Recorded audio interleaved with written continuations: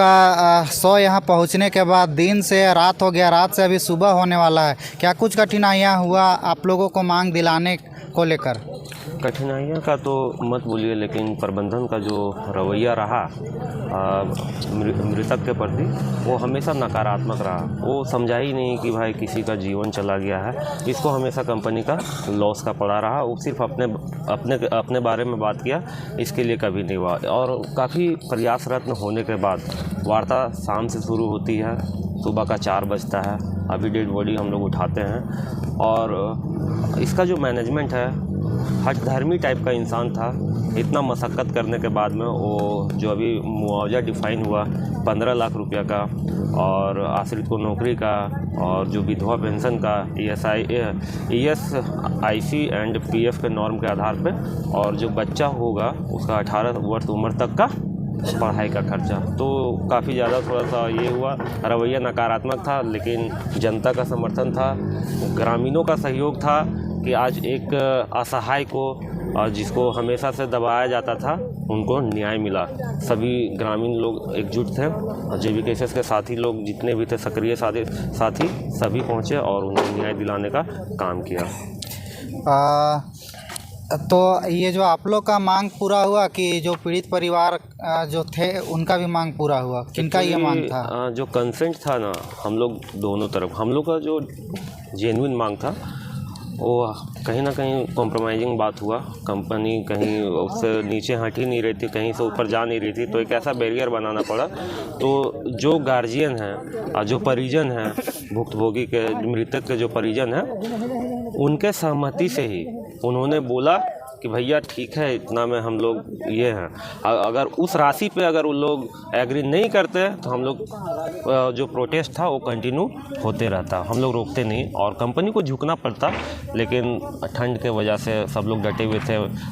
उनकी जो वाइफ थी मृतक की स्थिति काफ़ी ख़राब है, उनको बार बार दांत लग जा रहा था, ये लग रहा था। तो हर स्थिति परिस्थिति को देखते हुए हम लोगों ने भरपूर प्रयास किया कि उनके साथ में न्याय हो। और ESIC के अंतर्गत में ना उसको एक मुश्त 7.5 लाख का राशि भी मिलेगा। उसके बाद जो पेंशन स्कीम के तहत में अराउंड 10 to 15,000 10 से 15,000 तक का हर मंथ का आजीवन पेंशन उनकी वाइफ को मिलेगा, है ना। यहाँ सिक्योरिटी को लेकर कहीं ना कहीं दुर्घटना होता है, उसको लेकर कुछ बातचीत हुआ आप लोग का प्रबंधक के साथ? हमें अभी नेक्स्ट टाइम के लिए कंपनी अपने आप को आश्वस्त करती है कि मेरा सिक्योरिटी बहुत हाई प्रोफाइल का ऐसा घटना, भाई आप हाई प्रोफाइल का था तो इस घटना का पुनरावृत्ति क्यों हुआ?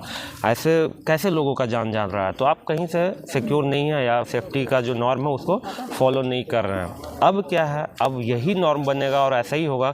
अगर नेक्स्ट टाइम ऐसा किसी मजदूर के साथ में ऐसा घटना घटता है तो आपके पास मर्डर का चार्ज लगेगा, है ना। कंपनी मार रहा है, कंपनी लोगों को रोज़गार देने के लिए, जीवन बचाने के लिए, लेकिन नहीं, कंपनी यहाँ मारने का काम कर रही है।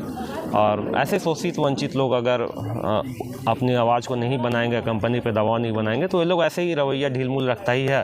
सेटलमेंट है, नेता है, मंत्री है, विधायक है, ये सब चलता ही रहता है। बट अगर आपको अब एक मैसेज दीजिए कि जनता कुछ भी हो, डिमांड हो, डायरेक्टली फेस टू फेस करे कंपनी से, बीच में मीडिएटर को फिक्स मत कीजिए और उस वार्ता में खुद शामिल होइए। जो जेन्युइन डिमांड है उसको रखिए, क्योंकि हम लोग पावर नेता मंत्री को जनता ही देता है। और उस जगह पे हम लोग जिनको बनाए हैं MLA या फिर विधायक मंत्री को, अगर हमारा आवाज़ नहीं बनता है तो जनता खुद आवाज़ बनिए, संगठित होइए, एकता में बल है, वो झुकेगा। अच्छा, लास्ट सवाल रहेगा, ये जो जन बल यहाँ पर देखा गया, भारी संख्या में यहाँ पर आंदोलनकारी लोग पहुँचे हुए थे, और यदि इस प्रकार का यदि जन बल नहीं रहता तो इसको लग रहा था कि 4 लाख 5 लाख में सल्टा दिया जाता। एकदम दादा, अगर लोगों का साथ और सहयोग नहीं मिलता, ये सल्यूट है इन लोग का कि इस ठंडा में भी तटस्थ रहे उनका न्याय के लिए।